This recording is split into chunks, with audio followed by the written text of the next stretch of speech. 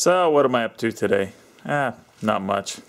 I couldn't be bothered to do any real work in here. I am thinking about some other stuff here, about what I might want to do.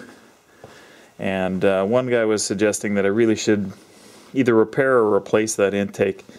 And that's got the broken lug off of it, and he's right. You know, I've got another intake. It's a turbo intake. Might just go and have a quick look at it and see how it's different from this one. As I recall, the difference was in here. It didn't have a bung for I guess that's a PVC, and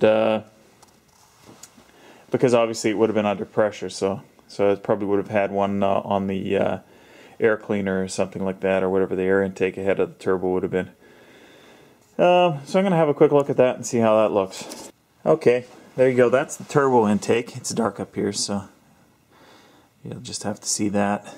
And it is substantially different, obviously, because it has to have another piece, that piece right there, that attaches onto the top and gets ducted to the turbo. Now, I don't actually have a turbo, and that's a non-turbo engine.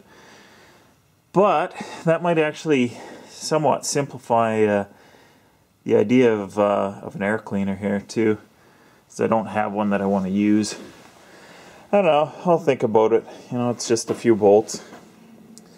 Something else I've been thinking about as I try not to trip over exhaust pipes and sheer drop down. I'm thinking about the stuff I need to paint. And this is the upstairs of the shop. That's one of the things there. It's a tilt column from about the same era of van that I'm going to use instead of a regular column. It needs to be painted. That's the 95 van column. I was thinking about using it, but you can obviously see it's a lot narrower at the top, and I would have had to have modified the dash. And I really didn't want to do anything that was going to be too major to the actual cab in case I wanted to put it back to stock. I was thinking I wanted to paint the heater boxes. Now these are AC boxes over here. I'm guessing they're kind of like a fiberglass, but they're kind of like a plastic with a fiber embedded in it, so maybe they are fiberglass. Anyways, actually that's a non-AC one on the far left there.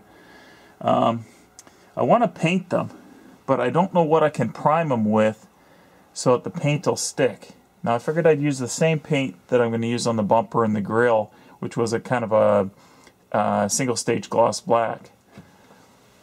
But I don't know if anybody has any suggestions about how to treat it so that the paint will actually stick to it. I know it's definitely different for plastic bumpers, obviously, than some things, but I figured I'd ask.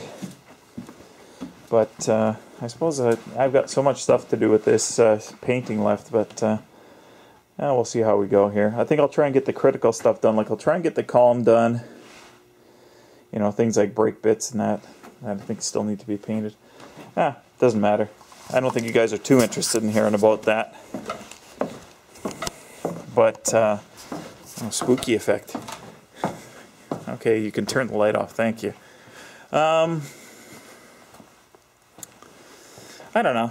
I'm just rambling. I didn't feel like coming out today, but I got to come out here just to look at this thing. Feel like I'm making some kind of progress. I suppose I could start putting the all the internal ductwork inside here. I'll go and strip it off the other, you know, cheaply painted blue cab that's in the container and put it in, and that's the one I'll take to use for the heater as well.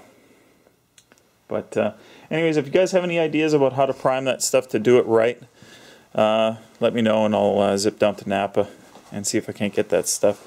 I suppose I'm not going to be able to get it for tomorrow, so I guess it won't get done for a while then.